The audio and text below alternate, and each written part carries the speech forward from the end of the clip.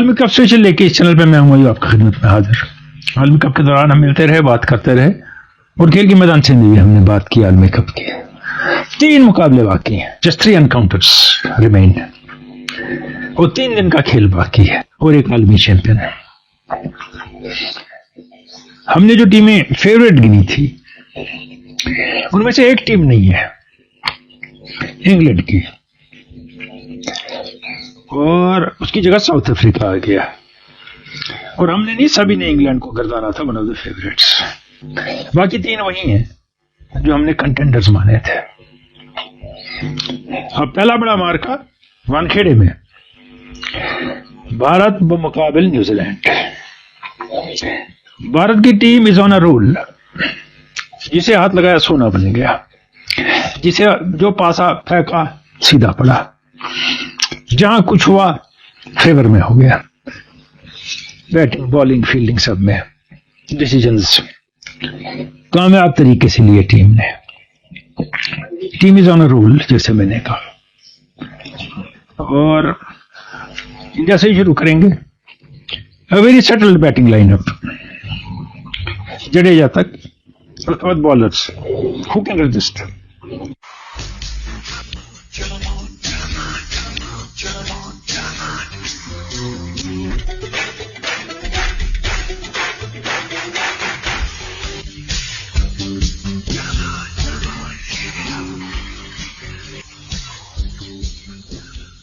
Of late अच्छा start मिल रहा है। पहले शुभमन गिल नहीं चले, अब वो भी चल रहे हैं।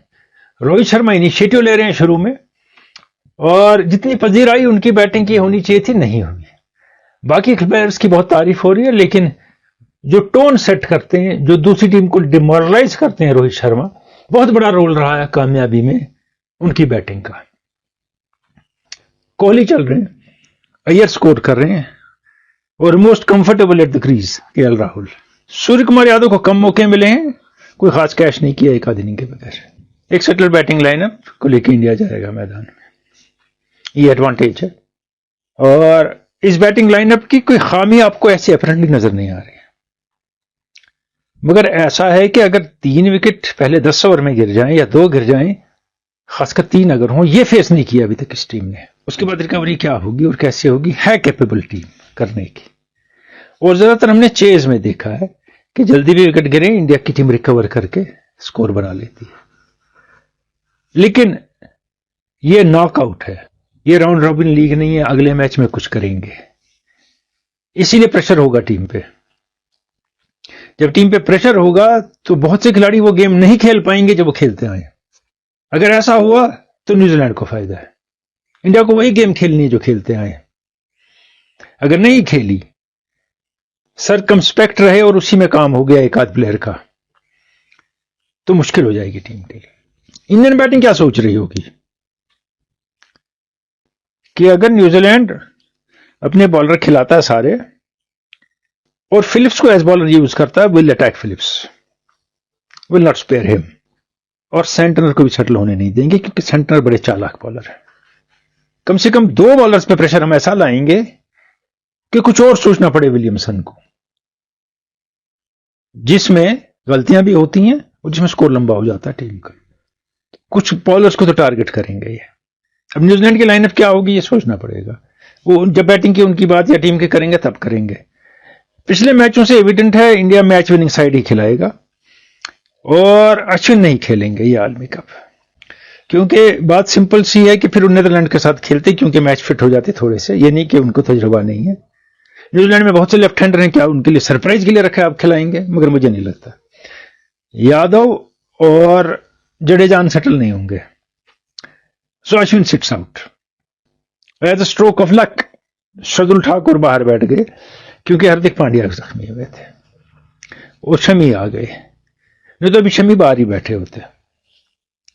हमें लास्ट टाइम का सेमीफाइनल याद है 2019 का, 4-5 मैच खेल के 15 विकेट लिए थे शमी ने, और सेमीफाइनल में उनको बाहर बिठाया गया और मैच हार गई टीम। तो ये बात हुई इंडियन बैटिंग की। Settle batting lineup does not face the pressure of knockout. Nobody has, it's a different pressure. So different things can happen to Indian batting. Apparently they are playing a very good fielding side, और New Zealand run रोकता है अपनी fielding से, 5-10 run 20 run तो रोक ही लेते हैं ground fielding से भी। इसका भी सोचेंगे प्लेयर। और कूल कस्टमर है कैप्टन केन विलियमसन। इंडिया के दिमाग में बराबर होगा मैनेजमेंट के, यानी इस कूल कस्टमर को थोड़ा एंग्री कैसे करें या मुश्किल में कैसे डालो। अब सेंटनर हैं तो उनको टारगेट करना थोड़ा मुश्किल है, फिलिप्स और मिचेल को टारगेट किया जाएगा तय है, और शुरू में बोल्ट को किया जाएगा। लेकिन बोल्ट ने पिछले मैच में मूवमेंट दिखाई है, और सऊदी अगर खेले तो बड़े ही चालाक है,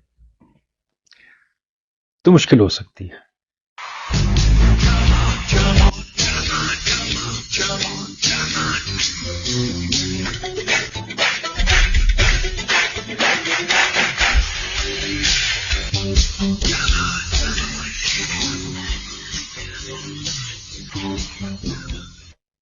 इंडियन बॉलिंग की तरफ आए तो अगेन अब settle bowling lineup, 3 fast bowlers delivering in every match followed by good spinners, कि वो भी कर रहे हैं काम अपना। और फास्ट बॉलर्स वो हैं जो विकेट लेने की कोशिश करते हैं, लेकिन they don't go overboard, short pitch यहां वहां ट्राई नहीं करते हैं। वो अपनी हद में रह के दूसरी टीम को मजबूर करते हैं कि तुम कुछ करो स्कोर करने के लिए, तो हम तुम्हें करने नहीं देंगे, विकेट ले लेंगे। क्योंकि मूवमेंट है बॉलर्स की, बड़ी बात है।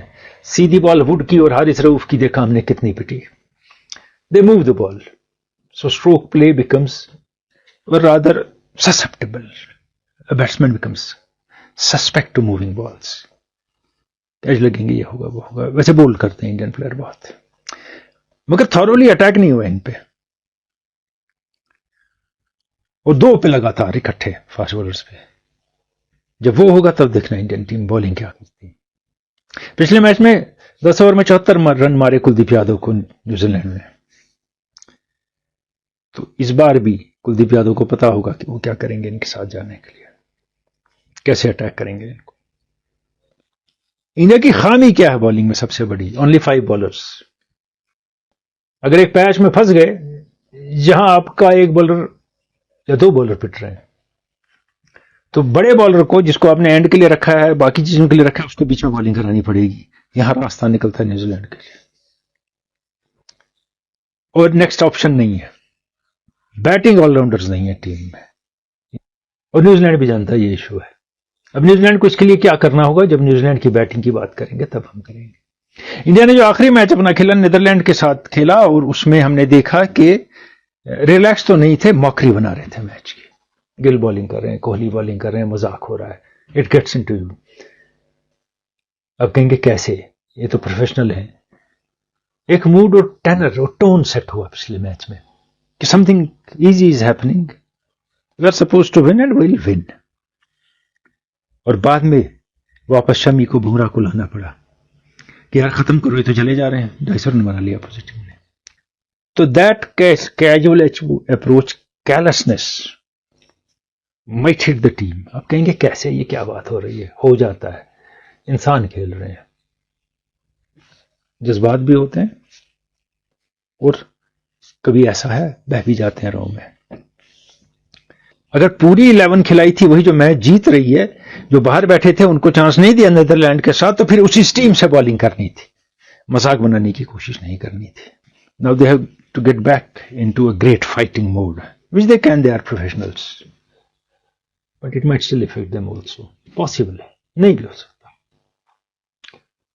Settle batting lineup, settle bowling lineup, लेकिन बॉलिंग में सिर्फ 5 बॉलर, बैटिंग में बैटिंग का डायरेक्ट मिडिल ऑर्डर एक्सपोज नहीं हुआ है किसी मैच में। वहां 2 जगह थोड़ा सोचना होगा इंडियन टीम को। और एक और मामला यह है कि ये नॉकआउट है, और नॉकआउट की कुछ बैड लेगेसी इंडिया कैरी कर रहा है ऑफ लेट, वो भी दिमाग में कहीं होगी। आज हम दिखाएंगे ये नहीं होना चाहिए, तो फिर और ट्राई करता है खिलाड़ी। अगर रिलैक्स हिसाब से खेले तो कोई इश्यू नहीं है, लेकिन हम कहेंगे नहीं होगी, प्रोफेशनल है, इंसान है, मैं फिर कहता हूं, जज्बात है, सोच है, दिमाग जाता है यहां वहां। You can not erase all negative thoughts from your mind. और वहां न्यूजीलैंड ही आड़े आया है 12। एक पासिंग थॉट ये भी है। अब न्यूजीलैंड की जानी बात है, न्यूजीलैंड की batting Ravindra in full form, Kane Williamson scoring runs, Conway में शुरू में बनाए फिर नहीं चले, फिर एक आध इनिंग, मिचेल रन बना रहे, और चैपमैन ने एक इनिंग के बगैर कुछ नहीं, फिलिप्स ने एक आध इनिंग, लेकिन लेथम खास नहीं चले हैं इतने, और लेथम की इंडिया फेवरेट टीम। 7 बैट्समैन है टीम में, 8 में सेंटनर है, all 8 are good batsman.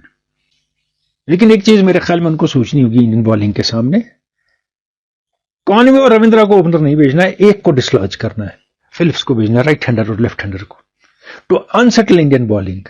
Indian bowlers are very good to left handers.